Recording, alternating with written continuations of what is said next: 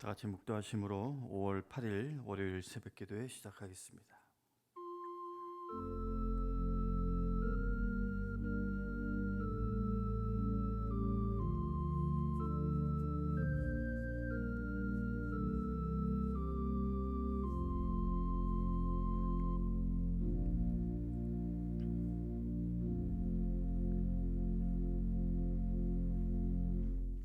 하나님 감사합니다.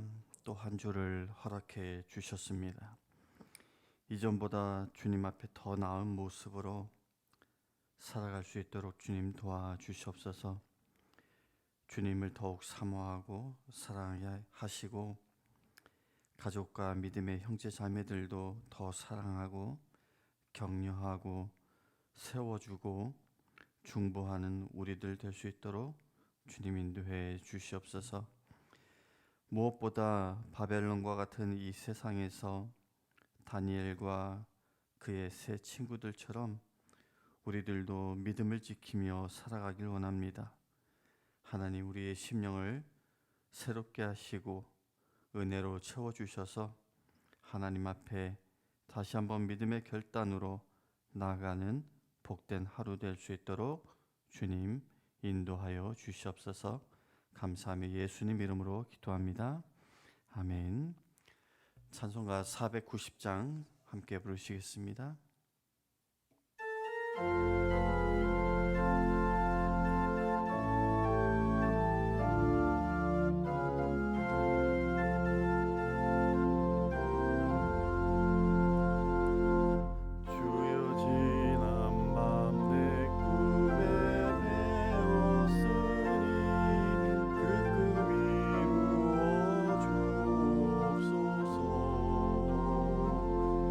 밤과 침에 계신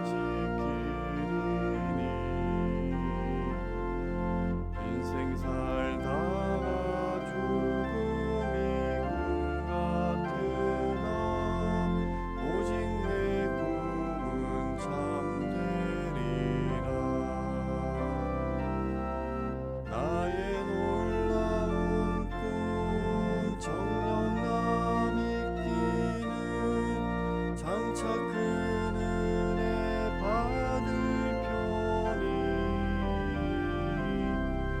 나의 놀라운 꿈 정령 이루어져 주님 얼굴을 배우리라.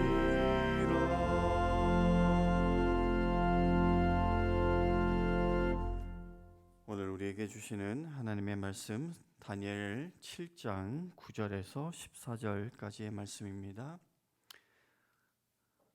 제가 봉독해 드리겠습니다.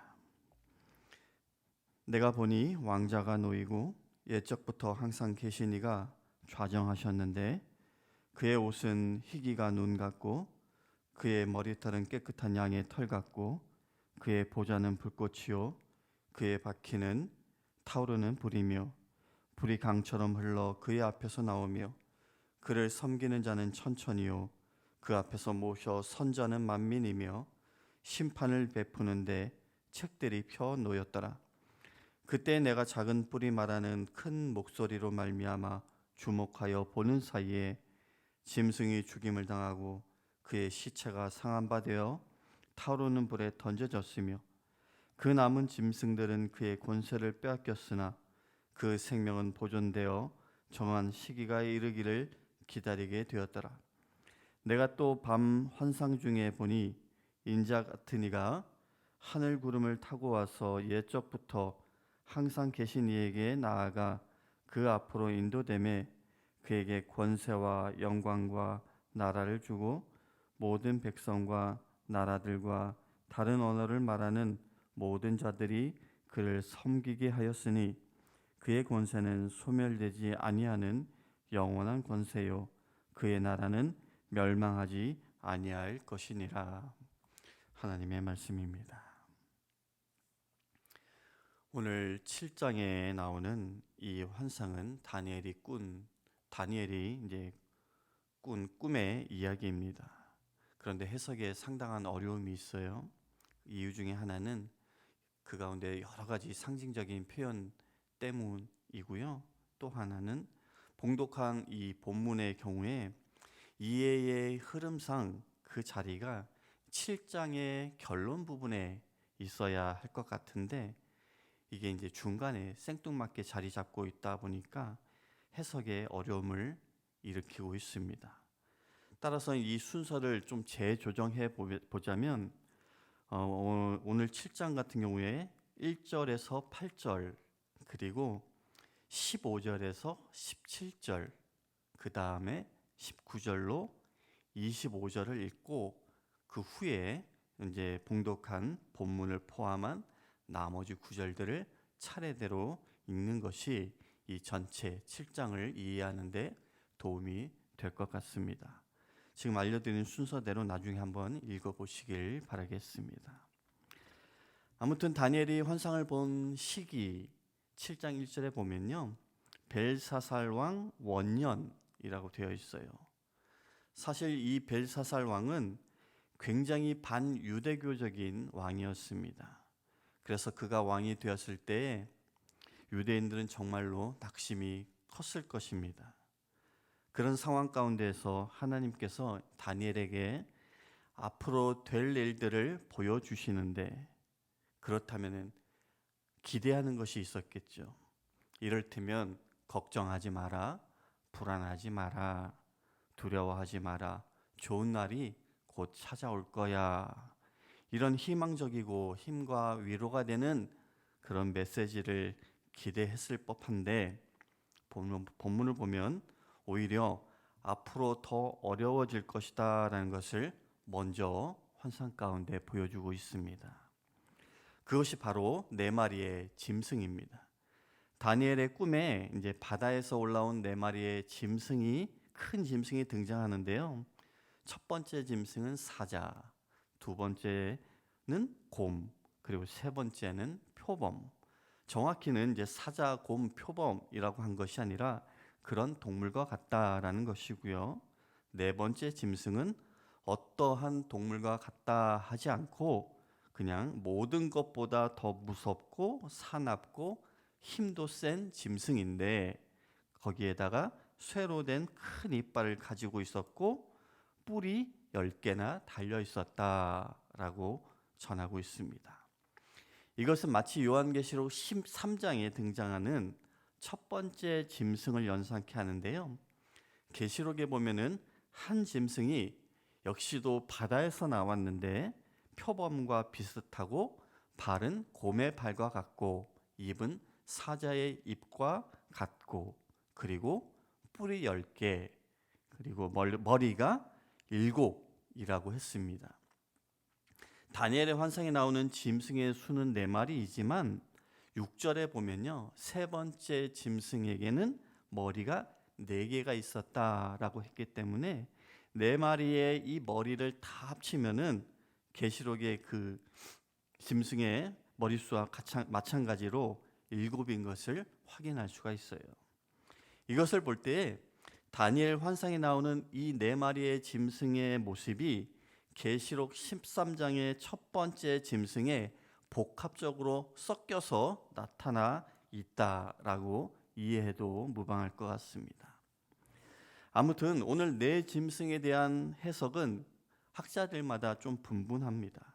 흔히들 이제 사자는 바벨론, 곰은 메대와 바사, 표범은 헬라 제국, 그리고 네 번째 더 무서운 짐승은 로마 제국으로 이해하기도 하지만은 어느 것도 정확하다라고 말할 수는 없습니다. 아무튼 간에 다니엘이 이 환상을 보는 동안 정말 많이 힘들어했던 것 같습니다.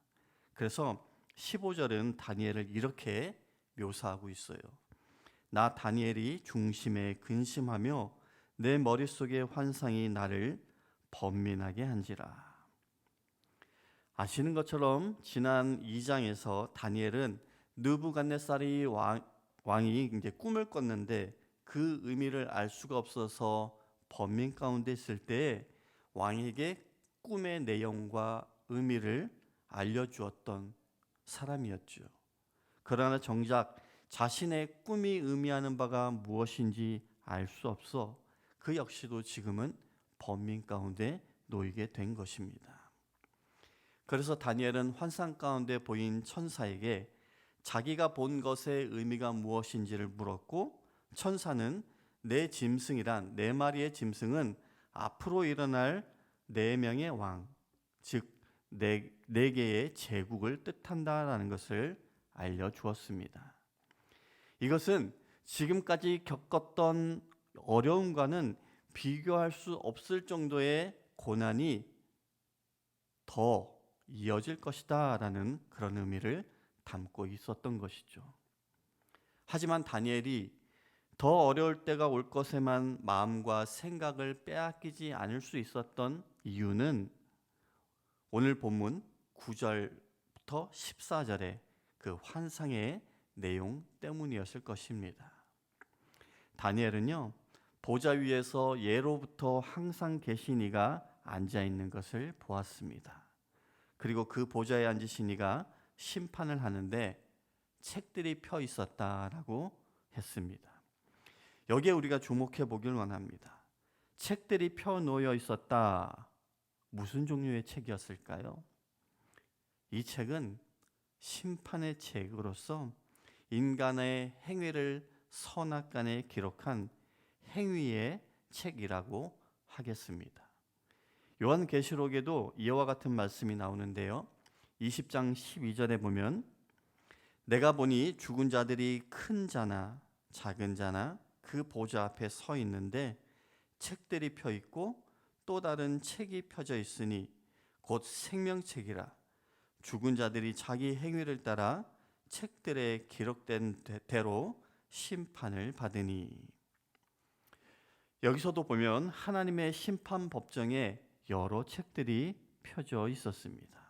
그리고 그 책들 가운데에는 생명책이 있었는데 이 생명책은 하나님께서 구원하실 자들을 기록한 책이었고, 여타의 책들은 최후 심판의 근거로 삼기 위해 하나님께서 사람들의 행위를 일일이 기록한 책으로서 심판의 책이자 행위의 책이라고 하겠습니다. 진실로 하나님께서는 최후 심판날에 이 행위의 책에 근거하여 모든 사람들을 심판하실 것입니다. 전도서 12장 14절에도 행위와 심판에 대해 이렇게 말씀합니다.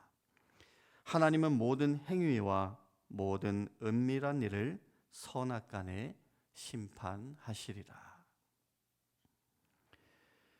이것은 이 땅에서 하나님을 멸시하며 악을 자행하는 자들, 교만한 말을 내뱉고 불의한 일을 계획하며 온갖 죄악된 일을 자행하는 자들을 향한 분명한 경고의 말씀입니다. 동시에 하나님의 백성들에 대해서도 항상 하나님의 순결하고 거룩한 보좌 앞에 설 것을 마음에 두고 그렇게 거룩을 지향하는 삶을 살아야 한다라고 권고하는 말씀이라고 할 수 있겠습니다. 우리는 주님의 은혜를 얻고 은혜를 아는 자들입니다. 그렇기에 그리스도의 거룩과 의를 힘입어서 매일매일 거룩에 힘쓰며 마지막 심판의 보좌 앞에서 칭찬받기에 합당한 그런 삶을 살아가야 할 줄로 믿습니다. 한편 다니엘은 하나님을 모독하는 짐승이 죽임을 당하고 그 남은 짐승은 권세를 빼앗겨서 일정 기간만 그 생명이 보존됨을 또한 보았습니다. 그리고는 다시 환상을 보았는데 무엇보다도 그 짐승들에 대비되는 새로운 세력, 즉 인자 같은 이가 구름을 타고 오며 그의 나라가 나타나는데 모든 자들이 영원한 권세를 가진 그를 섬기며 그는 그의 나라를 영원토록 통치할 것이다 라는 환상의 내용이었습니다. 그런데요, 오늘 천사가 18절에서 이렇게 말합니다. 지극히 높으신 이의 성도들이 나라를 얻으리니 그 누림이 영원하고 영원하고 영원하리라. 비록 네 마리의 짐승이 일어나서 하나님이 정한 기간 동안 고난은 지속되겠지만 궁극적으로는 하나님의 백성들이 나라를 얻고 다스리게 될 것이고 또한 그것이 영원할 것이다 라고 말해주고 있는 겁니다. 앞서 언급한 13절, 14절에 의하면 짐승이 죽고 도래해야 할 새로운 나라는 인자의 나라입니다. 하나님은 인자에게 권세와 영광과 나라를 주셨습니다. 그런데 18절에서는 그 나라를 성도들이 얻을 것이다 라고 말씀하고 있는 거예요. 이것은 성도들이 단지 인자의 나라에서 시민이 되는 것으로 끝이 아니라 그 나라에서 왕노릇할 자들이 될 것이다 라고 말하고 있는 겁니다. 너무 가슴 벅찬 일 아닌가요? 물론 근본 통치자는 하나님이십니다. 그런데 그리스도께서는 당신이 하나님께 충성함으로 영원한 나라를 하나님으로부터 받은 것처럼 그에게 충성하는 자들에게 그 나라를 맡기신다라는 겁니다. 요한계시록 3장 21절을 보면 인자 되신 예수님께서 이렇게 말씀하셨습니다. 이기는 그에게는 내가 내 보좌와 함께 앉게 하여 주기를 내가 이기고 아버지 보좌에 함께 앉은 것과 같이 하리라. 또한 누가복음 22장 28절에서 30절을 보면 예수님께서 이런 말씀도 하셨습니다. 너희는 나의 모든 시험 중에 항상 나와 함께한 자들인즉 내 아버지께서 나라를 내게 맡기신 것 같이 나도 너희에게 맡겨 너희로 내 나라에 있어 내 상에서 먹고 마시며 또는 보좌에 앉아 이스라엘 12지파를 다스리게 하려 하노라. 실로 하나님의 나라는 주님께 속한 충성스러운 종인 성도들의 주님과 더불어서 영원히 왕노릇할 그런 나라입니다. 오늘 7장 28절 말미에 보면요, 다니엘이 이 일을 마음에 간직했다라고 했습니다. 그처럼 우리도 오늘 하나님의 말씀을 우리 마음에 끝까지 간직하여 고난 중에도 믿음으로 반응하고 거룩한 삶을 살아갈 수 있는 그런 저와 여러분 우리 모두가 될 수 있기를 주님의 이름으로 간절히 축원합니다. 말씀을 기억하며 잠시 묵상하겠습니다.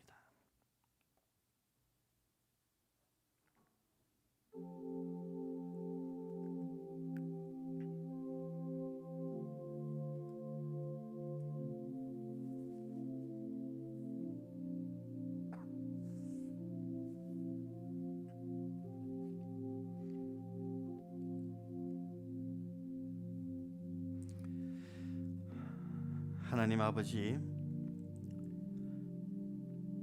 우리 마음이 하나님의 말씀과 계시를 있는 그대로 믿고 온전히 담는 그릇이 되길 원합니다.